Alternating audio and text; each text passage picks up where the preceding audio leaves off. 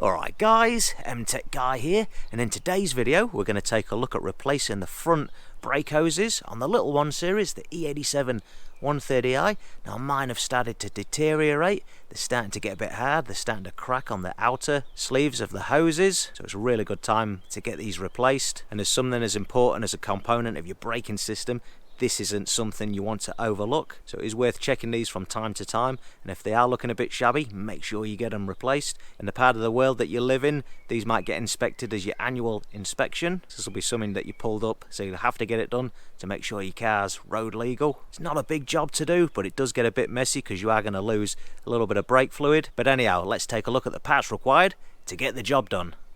Alright, so we've got our two new front brake hoses here. Now I've gone for the ATE brand. These were the OEM manufacturer, so these should be as good a quality as the ones that the vehicle left the factory with, so hopefully these will last the distance without deteriorating too early on. Now when we remove the existing ones that are on the vehicle, we're going to lose a bit of brake fluid, so we're going to need some fresh brake fluid to top things up. Now the vehicle calls for a .4 brake fluid. I've gone for the genuine BMW stuff here because this is low viscosity. Now this is what's recommended for the DSC units on modern BMW, so it is worth just popping down to your dealer, pick some of this stuff up. It's not too expensive and it is the proper stuff for the DSC system on the vehicle. Alright, let's take a look at the steps required to get the job done. Alright, so first things first, to start off with, we're going to get the front end of the car up in the air and up on axle stands and get the front wheels removed.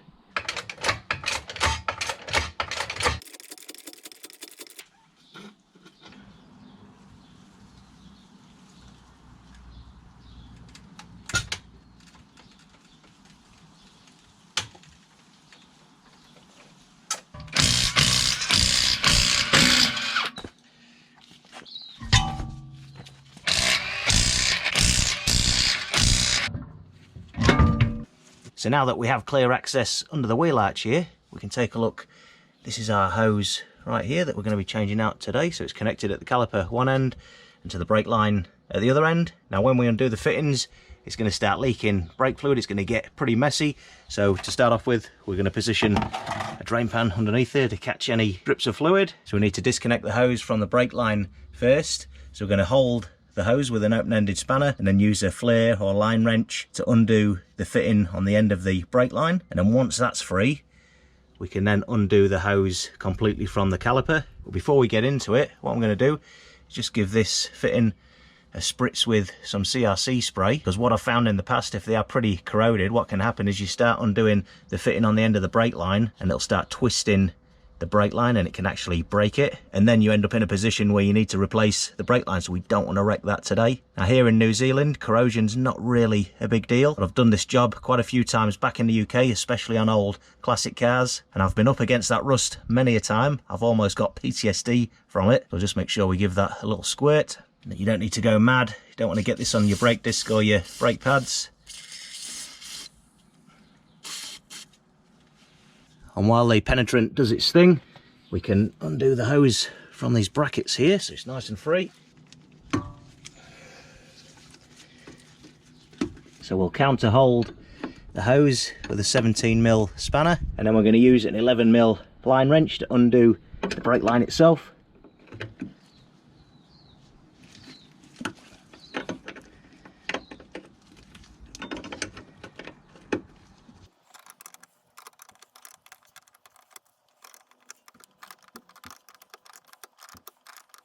And you just want to go careful with this fitting because they are very soft, and the last thing you want to do is round it out.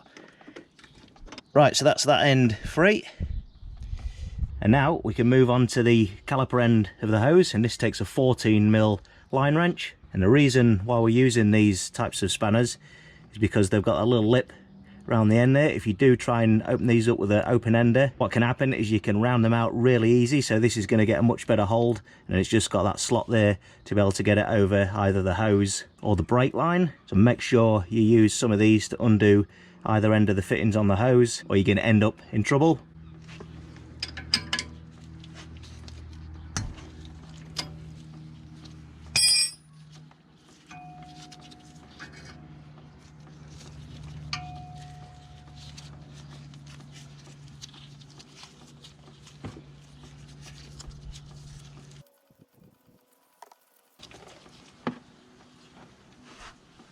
grab our new hose and install the caliper end first.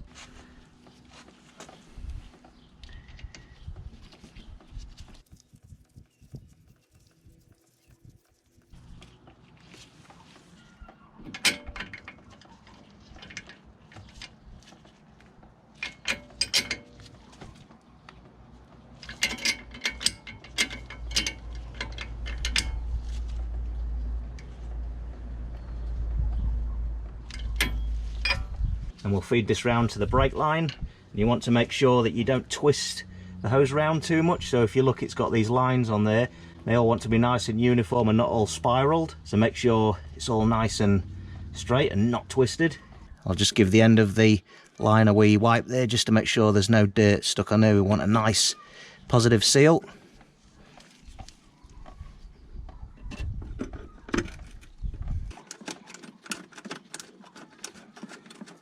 Thread them together. Now there is like a star pattern in this bracket there, so the hose fits in different ways, so just make sure it's nice and straight and uniform. Right, just got that finger tight now, so I can now nip that up.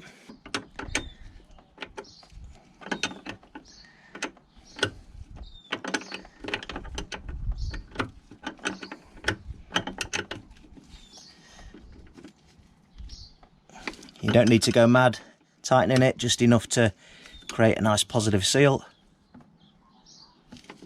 There we go. Now we can reinstall the hose back into the brackets.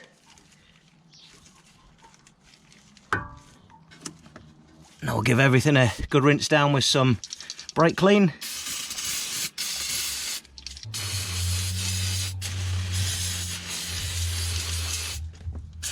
Now we can just repeat the same on the right hand side here.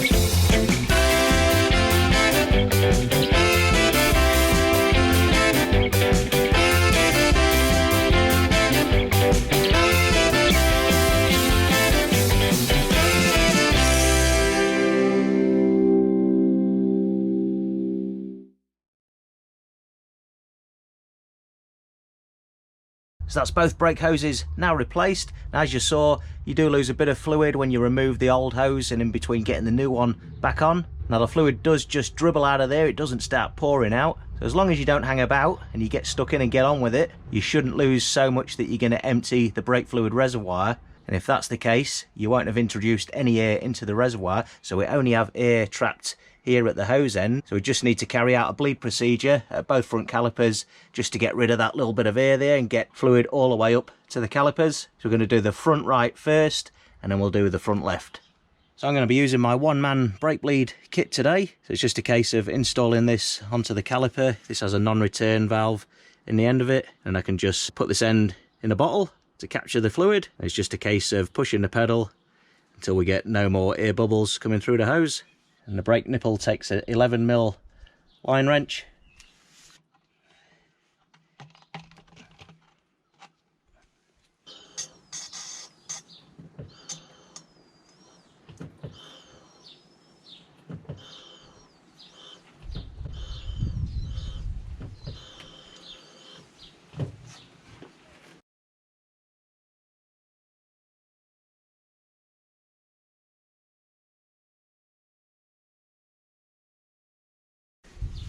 Now we've got no air bubbles there, so that's all primed. Tighten the bleeder up.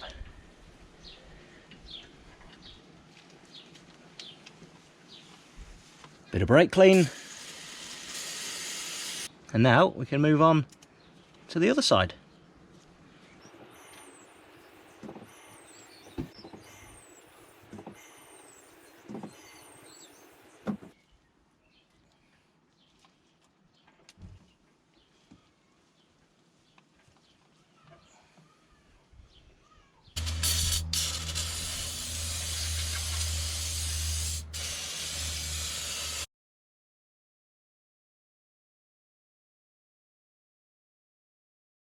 So that's everything bled now, that's all the air out of the lines.